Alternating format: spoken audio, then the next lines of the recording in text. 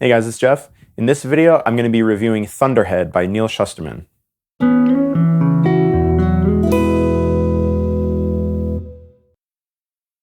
So Thunderhead is book 2 in the Arc of a Scythe series.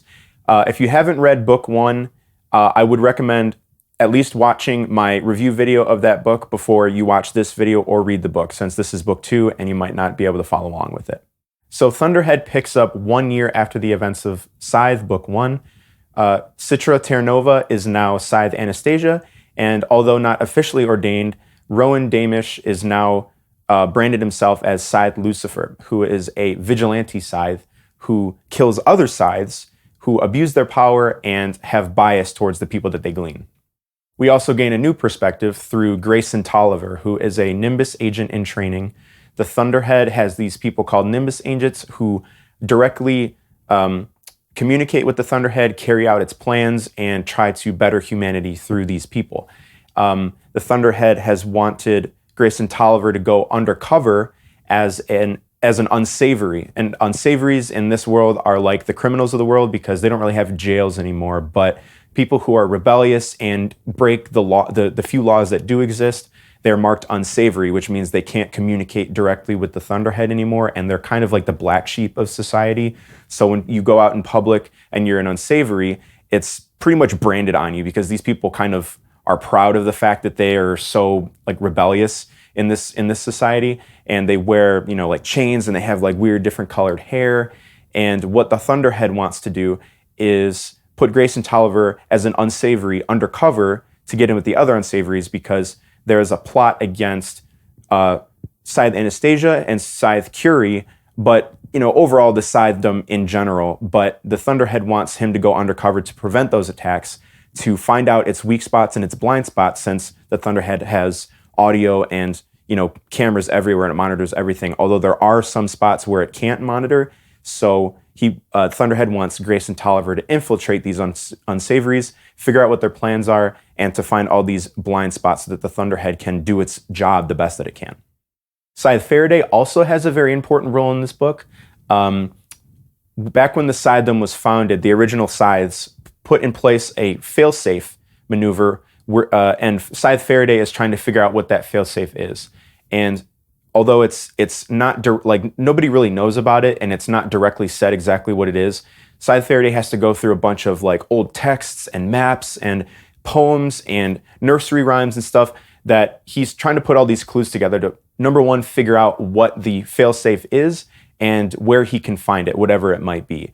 Because the Scythedom had enough foresight to be like, well, if our Scythedom ever goes bad, if it ever falls to the point where we have Scythes who legitimately enjoy killing rather than gleaning, because they make a very distinct distinction between what killing is and what gleaning is. Killing is like mass murdering to them, and then gleaning is taking care of the population so it doesn't get so overrun.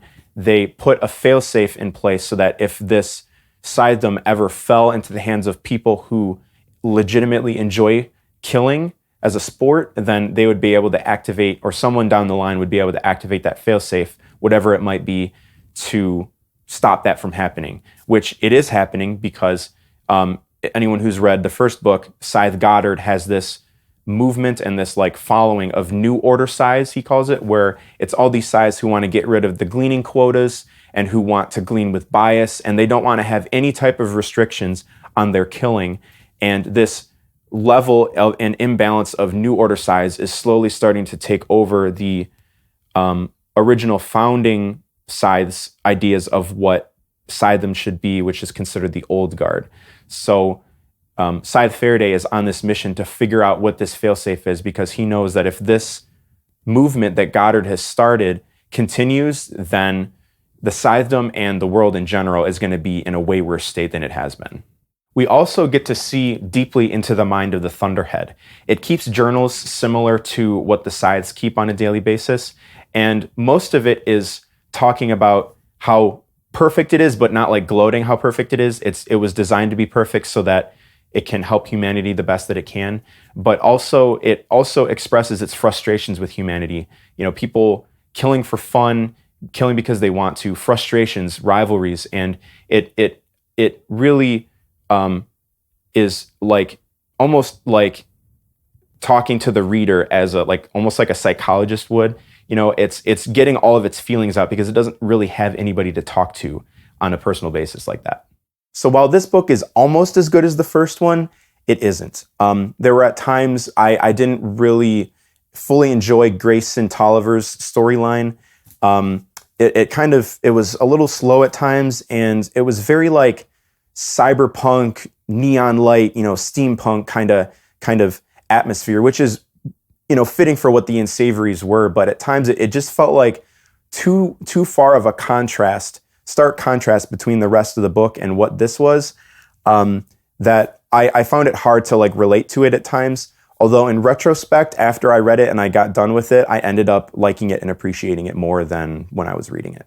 I also thought there wasn't a lot of Scythe Anastasia and Scythe Lucifer. I wanted more of those stories. Like the book started off really strong with Rowan being Scythe Lucifer, hunting down this Scythe, and it was like a real like mystery suspense, like, you know, Scythe Brahms is kind of like looking over his shoulder, and you see someone run behind him. And it was this really intriguing, like really like gripping start to the book, along with Scythe Anastasia showing what her gleaning method was, where she gives all of her victims a month's notice. So she'll go up to somebody and say, "You've been selected for gleaning.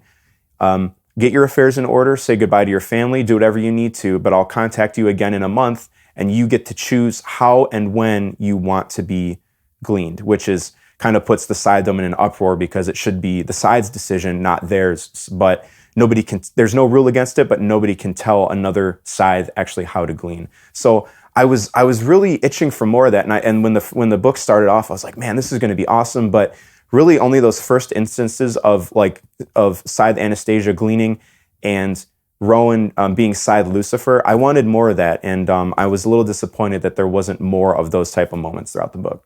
It kind of focuses more on Rowan being like an outlaw, which he is, because the Scythedom is after him for killing Scythes, because that's just a big no-no in the Scythedom. Only Scythes can kill themselves if they want to die. Anybody else is, it's a terrible crime. So it focused kind of more on him being an outlaw and running away from people, rather than him being Scythe Lucifer and taking care of those Scythes.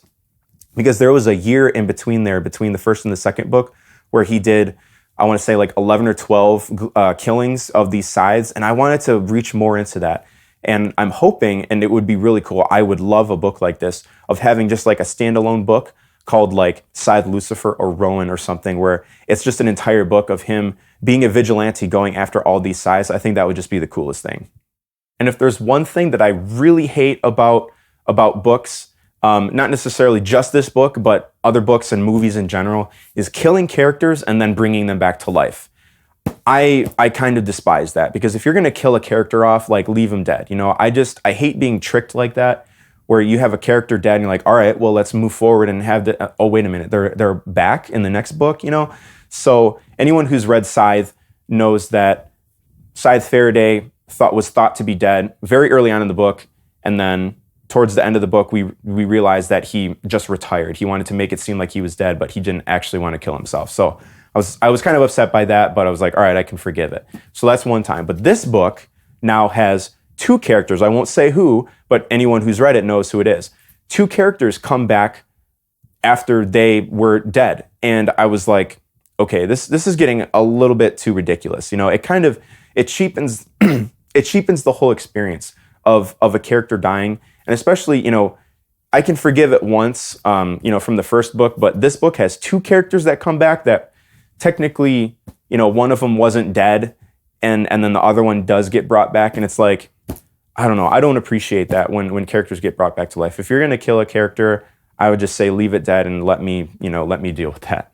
And at the time of this review, I am halfway through book 3, The Toll, and I have a feeling that something like this is going to happen in the third book, and I really hope it doesn't, but there's a pattern here between book 1, book 2, and I just have a feeling that book 3 is going to end up having some kind of similar result that happens in it.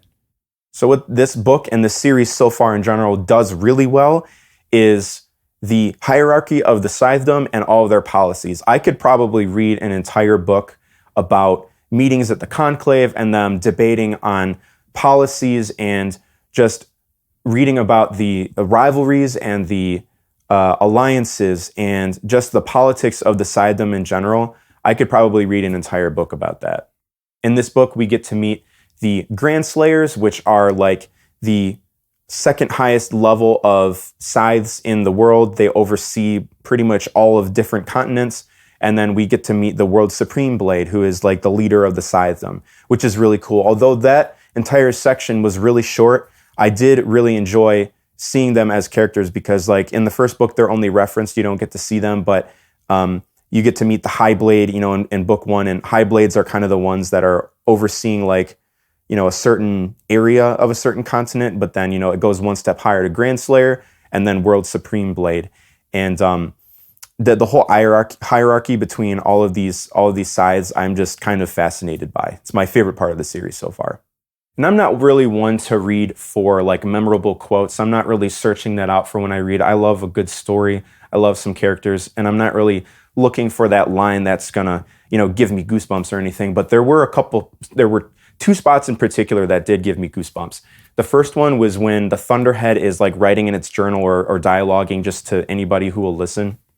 It's become so frustrated with humanity, and since it's it's like software, it's like a computer program type thing, and it can't physically express its emotions. But there was a line, and I didn't write the page down, and I can't believe I didn't, but I'll kind of paraphrase here. It was saying something about, I can influence the weather, I can do this and I can do that, but when it rains at times, that's the closest thing I have to tears. And I'm getting goosebumps right now just thinking about it.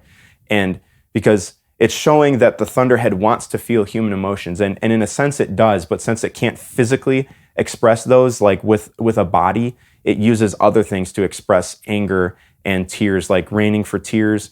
And then when it's angry, it'll set off alarms as if it was screaming. And the other part that gave me goosebumps was anyone who's read the book towards the end, the disaster that happens at the end when Scythe Curie is on the island and everything is in chaos around her, and all these scythes are around her, and she turns to them. Are we not scythes? Aren't we supposed to, give people hope and take care of them in a way that, even though we're killing them, we're giving them comfort. So rather than this disaster that's happening around them killing these people, they're actually lining up one by one to be killed by Scythe Curie. And that it's like giving me goosebumps now, because I think it was like such a powerful piece of writing that I wasn't expect to come across, that people don't want to die, but they would rather die in the hands of someone that they trust rather than dying from a disaster. And seeing them, reading that line about them lining up one by one patiently to be killed by Scythe Curie was just like, I was not expecting that at all. So taking everything into consideration, I'm going to give this sequel a 4 out of 5. It was a good sequel. It's a good extension to the story. But to be honest with you, I'm as I finish book 2 and I'm reading book 3, book 2 and 3 are great extensions to the lore and I guess the storyline. But at times I don't really feel like it's Citra and Rowan's story. And the first book started off with as, Citra and Rowan as the main characters, but as the books progress, it's kind of getting away from Citra and Rowan and kind of like the whole world in general. And I don't know how I feel about that. I kind of like it, but to be honest with you, I think if Scythe had just been a standalone book by itself, I would have been completely fine with that. It has resolution. It leaves a little bit of a cliffhanger at the end so that you're kind of like satisfied with the outcome. That being said, I mean, there are 2 other books in addition to Scythe, so I can't judge it as a standalone book. But book 2 and as I'm reading book 3, they're definitely great sequels to add on to this story. Thanks so much for watching, and I'll see you guys on the next book review video. Bye.